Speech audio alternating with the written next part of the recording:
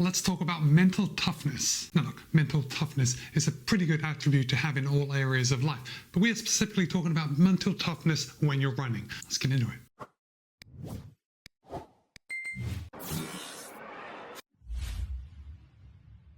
All right, thanks for hanging out. Now, I came across an article in the MIT Press Reader, and that article is titled Running and the Science of Mental Toughness. And of course, I'll place a link in the show notes below in case you want to check out the entire article for yourself. So, mental toughness is something that we know that we need to have with running, right? We've all heard the old adage of running is 90% mental, the rest is in your head. And while that may be a slight exaggeration, we know that there is more to running than just training our physical body. So a few years ago, a scientist, she did a research study, and the study was aimed to find out what goes on in a runner's mind when they're actually running. And so this was a fairly small study. It only used 10 runners, but they fitted the runners with microphones, and the runners had to record their thoughts, what was going on in their mind while they were actually running. So when it was happening, they would say out loud what they were thinking. And they actually gathered 18 hours of recording on this study, and they came up with 3 distinct themes that the thoughts of all the runners would fall into. And those themes included pace and distance, pain and discomfort, and environment. Now, funnily enough, the study does recognize that all the runners identified some kind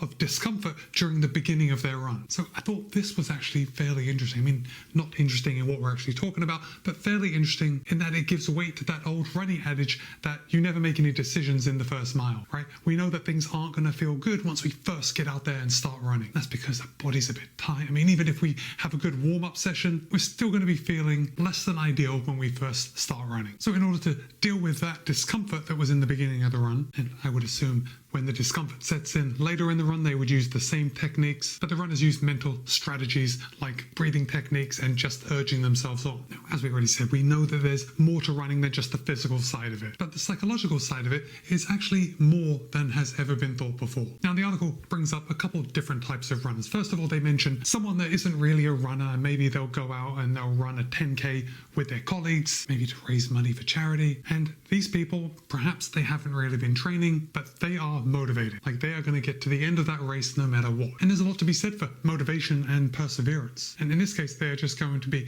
urging themselves to continue and telling themselves that pain doesn't matter. And the same token, but slightly different, marathoners, ultra marathoners, they actually look at pain as being part of the equation. They know that pain is inevitable and it's not really a reason to give up. We just accept it and move on. Now, it's been found that top level athletes have high levels of self-confidence. They are more dedicated. They have increased focus, as well as the ability to concentrate, and they can handle pressure better than the average runner. Now, the article does point out that everyone, to a certain extent, can learn how to regulate their emotions, right? This is called self-regulation. Now, the article points out that everyone, at least to some extent, can learn to control their emotions, their thoughts, their actions. And it turns out that it's this ability to self-regulate, this is what's really important to runners. And this is especially true when we look at just all the top runners in our sport. Because if we look at all the top runners and we look at them from a physiological standpoint, you know, they're all going to have a top-notch running efficiency. They're all going to have a high VO2 max. Like, on paper, we can say that all of these runners are going to run very similar times. So how do we explain the differences that runners run being so different despite their physical capabilities being so similar? Now, if we've got a lot of athletes that are training at a very high level,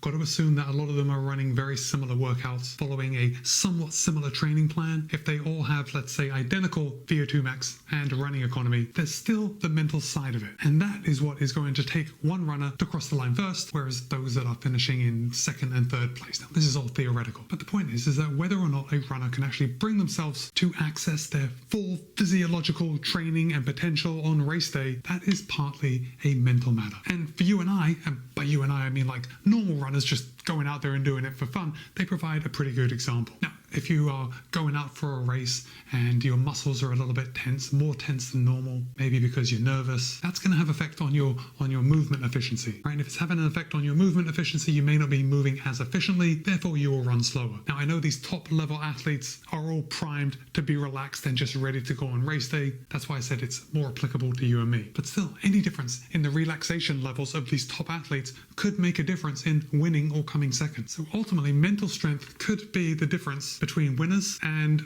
let's just say, those that don't win. Now, you and I probably not going to be going out there and winning any races, but I'll tell you what we are doing, and we're going out there and we're trying our best. And I know that we go out there and we compete with our friends and we want to get better placements in our local races, but ultimately when we go out to race, we are competing against ourselves. We're competing against our past selves, and we're trying to do better than we've ever done before. And that's where this mental training, this mental strength really comes in and will make you a better runner. So the whole thing about mental toughness, it's a bit tricky, because what is mental toughness? It's really not something that can be defined, or at least we can define it in some abstract way that it's the ability to deal with difficult situations, but that doesn't really help us, because difficult situations come in all sorts of levels. But what we can do is break mental toughness into a few different things, right? A few different coping mechanisms that are going to make us mentally tough. So first of all, you need to have the creativity to change a difficult situation in your mind into something positive. So for example, just off the top of my head, let's say you're running a marathon and you're getting tired and it's getting towards the end and you're thinking, oh, I'm tired, my legs are aching.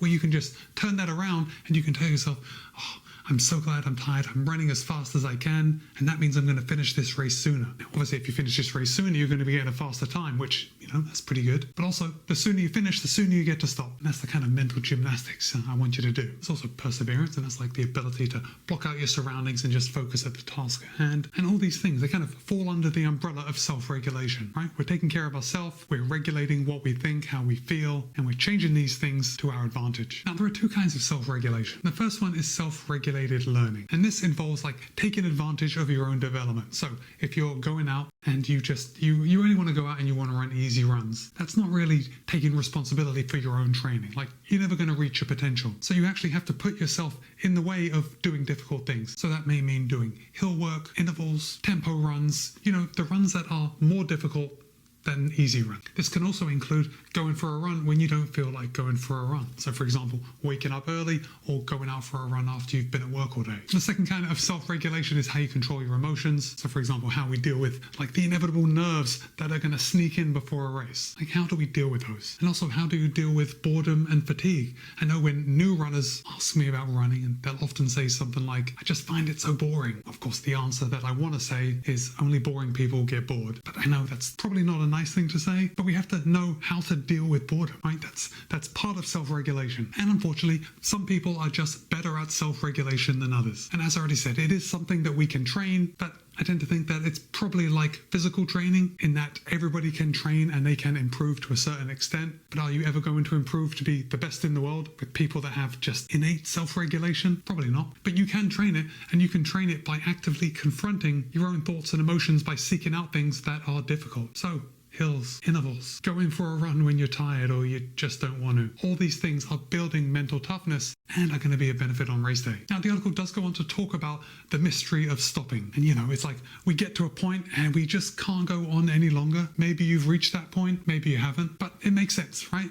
We get to a point and we're just so fatigued that we can't take another step, or we can't take another step running and we just want to walk. But it may not be quite that simple. Now, I know that when we are in the moment and when we're in a race where we can't take another step, it really does seem like I've got to walk. I just cannot go on at this effort and I need to stop. I've got nothing in the tank. But if you think about it, that's not always the case. And if you've ever been to a race, especially shorter races like 5Ks, you are going to see people so tired at like the 4K mark. And then when they get to a couple hundred meters of the finish line, they are able to bust out a full sprint and make it all the way to the finish. Even though I bet in their mind, before they had started that sprint, they were thinking, oh, I just can't go on. Don't have anything in the tank. All right, so we know it's possible.